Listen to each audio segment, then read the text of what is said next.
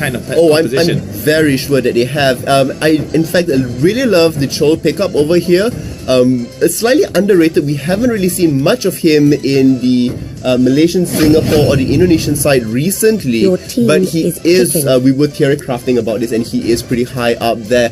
Hayabusa's early on pick with Lancelot was a great initial starter because you have damage dealers, you have it. One of the stronger picks within this patch, but to round it off, having Angela and Akai just gives them the extra versatility. And oh my word, that's such a quick lock-in for Jawhead. I'm not sure about the final Jawhead composition, how much into the team fight and as a fighter will he actually play out. But Bane and Fanny rounding up IDNS Thailand, absolutely insane. So here we have it. On both sides, we now have the lineups. I'm going to get a little bit of your, prediction just based on the picks and bans that's there, because I did not expect Bane to come through. I didn't expect Bane to come through. I didn't even expect the Jawhead, but I do see a little bit of how this Jawhead can fit in this composition. He can set up some really interesting fights here, especially with Lancelot and Hayabusa. Hayabusa now being worked out a little bit more. Now, instead of mana, he does have energy. He does have energy now, so I think that's going to be really, really interesting. How that's going to fit into the entire composition and whether or not the team can execute. Because when we look at this composition, you're going to see that it's all about execution. It's all about how we're going to get the damage into their faces. We're going to be loading into the game. Whether or not it's going to be IDNS Thailand or EVOS, let us know in the comments below. Hashtag EVOS win or hashtag IDNS Thailand win. Let us know. I mean, IDNS Thailand's picked here with the Bane coming through. Not only does it throw a little bit of a wrench into what you typically see within the region here, it also is showing their versatility and their flexibility as a team, and that is something to be feared. Definitely.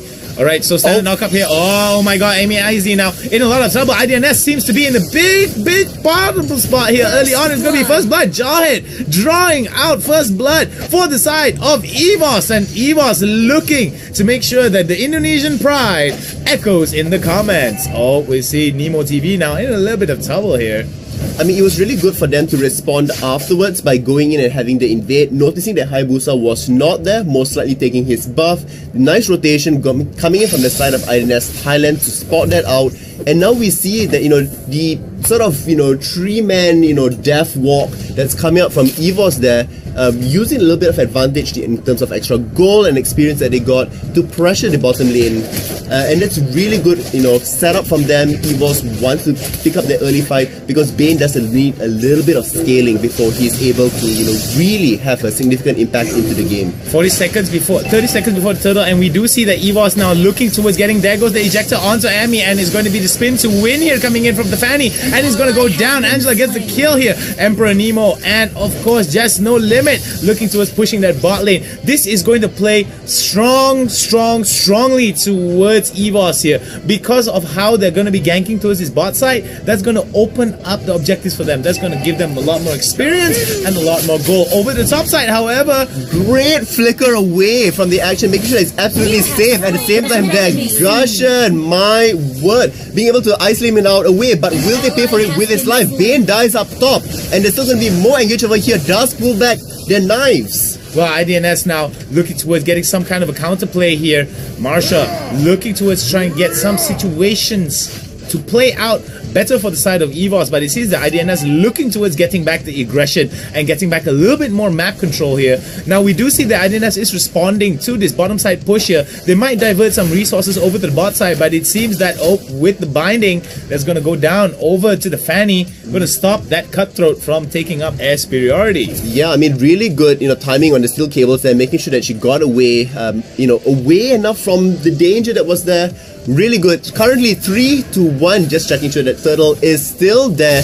Both teams are standing around it. Akai's still a little bit late. Oh, the flicker right into the ejector. See, Amy is in a big spot here. Amy's going to go down to the Lancelot. This is going to be where the fight's going to go down. Turtle going back and getting back the HP, regenning. And the fight is splintered in over their heads. Emperor now going dangerously low. Will he be able to get away? Oh, manages to get away. Dodges it beautifully.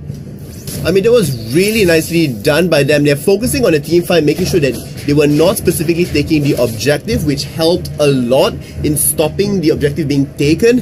And with that, we see a little bit more kills, the goalie growing in terms of EVOS favor, but the main objective was still not taken.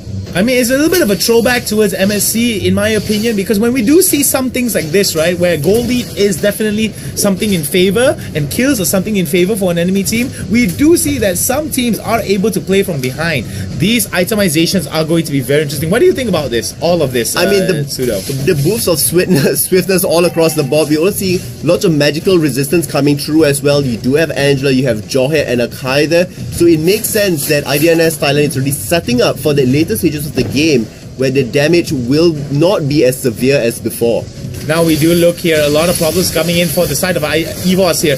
Oh, Amy gets flicked again over the shoulder. He goes, just no limits, has been taken down. That's not gonna be a good start here for the side of the fight. EVOS now in a big trouble, but they managed to get another kill back. It's 1-for-1 now. Will Marsha be able to go? Amy now in a big spot. This is where the dive can be good. Another kill by the Hayabusa, and we do see EVOS looking towards getting more and more advantages here. Amy getting poked down a little bit more, and we do see that they are going to try to get the turtle again, and it's going to be the first turtle going to go over towards EVOS. More experience, more gold. Exactly, they've been trying so hard for the objective, finally paying it off, does secure it. On top of it, getting the few additional kills, and also now a little bit of the map advantage as well.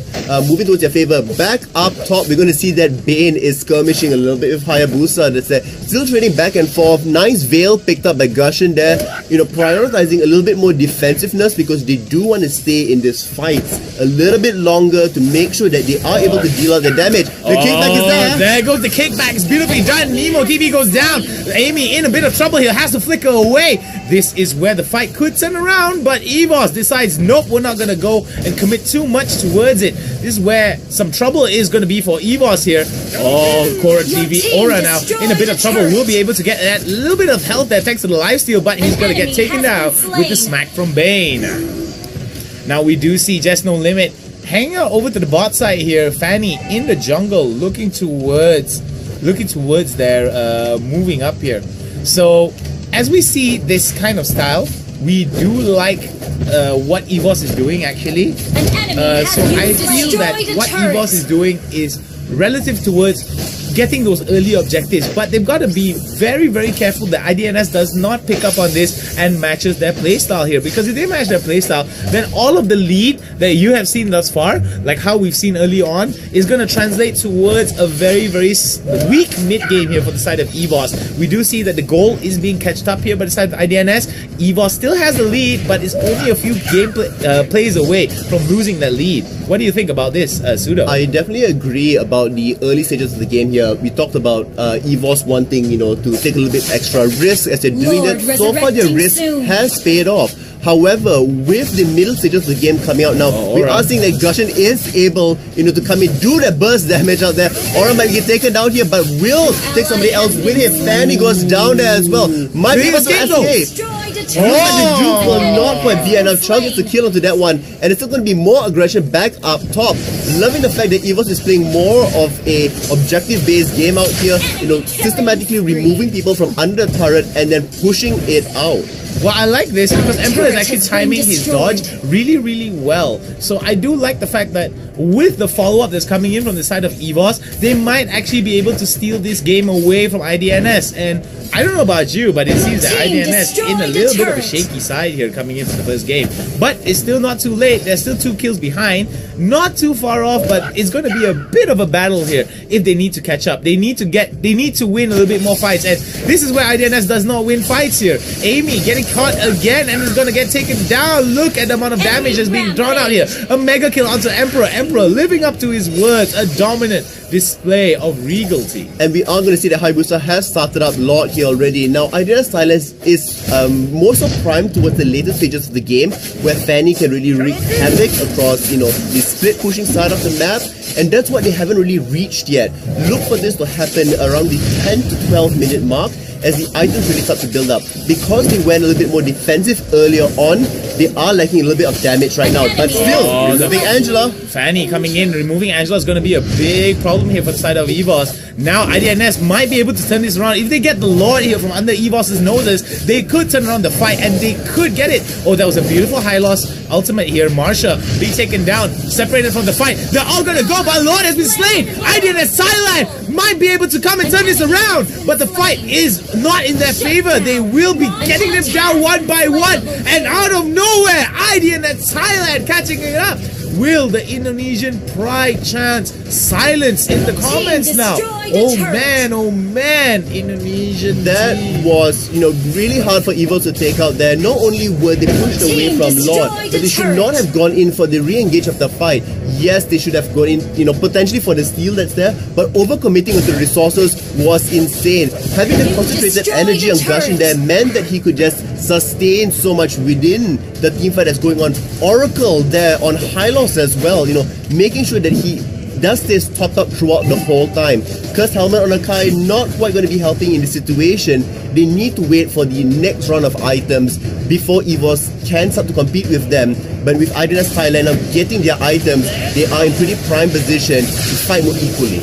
Now here comes EVOS now sticking together, making sure that they are going to win out this fight. Amy has to get away now. That's going to be a bad spot for the side of IDNS to take the fight here. EVOS looking towards getting it back. Taking a little bit of turret damage will be Framesy, but Lord will be helping them push them out here. IDNS looking towards ending this game against EVOS, making sure that they do not come back from The this. split push on Fanny, we talked about it just a couple of minutes ago, and now we're seeing it happen over here with the distraction of Law all the way on the other side of the map. It's working so well. Great flick away from Gushin up there. Looks like we'll be able to pull back the knives just in time. The tower will go down and back up top as well. The second one will go down. All three. The base is exposed. And you want to talk about an explosive match? Look at how everything changed within the last 2 minutes. I think a lot of it was just put into that one Lord play that IDNS was able to steal from. Because IDNS was able to steal that Lord play,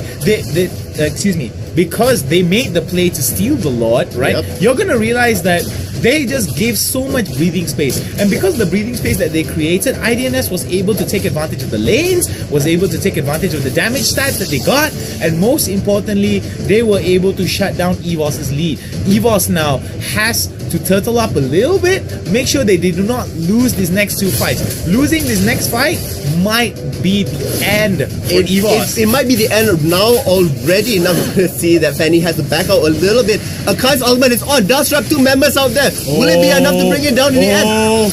IDNS now in a big spot of trouble. One of the damage dealers has gone down. Cho will be taken down, and there goes Amy now looking towards it, but there is going to be a bit of a push here over to the top side. This is going to be crazy. IDNS looking towards it, and look at that air superiority by Amy, looking to live up the passion, looking to live up the damage is going to go down. Aura now has to go down. There goes Just No Limit, looking towards getting that No Limit up and Adam. But will they be able to get it? No, IDNS pushing it out. This is going to be bad here for the side, but the turret damage coming down for IDNS will stop them from pushing it out. This is where IDNS has got to go back. This is where EVOS could actually get a little bit more breathing space, but it's not going to be enough though. Framesy looking towards getting it, and oh my god, Miss Mink taking them down with some good kills here. I mean, really utilizing Bane so effectively. The ultimate zoning, people away, making sure that they are trapped out there. Although EVOS did win a little bit of the team fight and deter IDNS Thailand, they are playing around in their base. That is not a good position to be in. Bane gets trapped away, but will it be enough damage? It does not look that way. Gushan comes back in. Angela will still not be enough to save it. And now Akai, unfortunately, you may be a wonderful jumping panda. It will not be enough to deter them all from keeping away. Well, that was nicely done here. iOS coming in to help him out, but it will be Akai that gets taken down. Emperor now respawns. This is a perfect time for IDNS to actually go into the enemy territory and just secure whatever objectives that they can get and keep up the pressure. I do like the fact that they are pushing it out, but looking at the amount of stats that's coming, oh my goodness, look at that. ISOADI. I mean, ISO is definitely doing a really good job here. You're going to look at one thing. Bane is already hit 10,000 gold. Exactly. That's a huge amount of gold that translates into items over there. On the other side, EVOS is struggling when it comes to gold. We're going to see here that Fanny as well, about to hit the 10,000 mark. So strong, and EVOS cannot afford to step out of their base, because the moment they do that, Fanny's going to go in and immediately start the back door. Bane can look for the fight to slow them down from returning back to base. Here comes the kickback.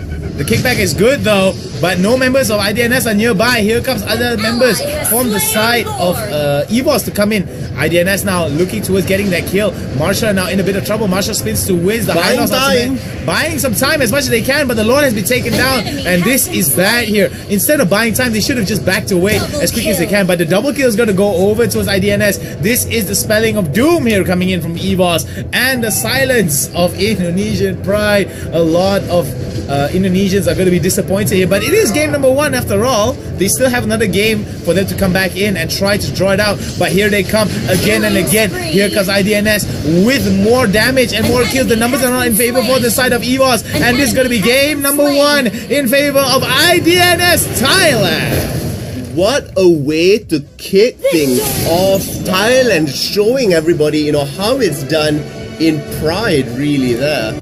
We're going to switch back a little bit to us for now. And hello, we are back. My name is Suro. All the action you just heard that was coming from the Hound, obviously. Man, I gotta take off my glasses for all, because my eyes are just completely taken aback by the amount of. I mean, it's just amazing to watch a team that is just so understanding of their own win capabilities. They knew what they had to do. EVOS came in strong early on, and that was great. I did think that the Indonesians were very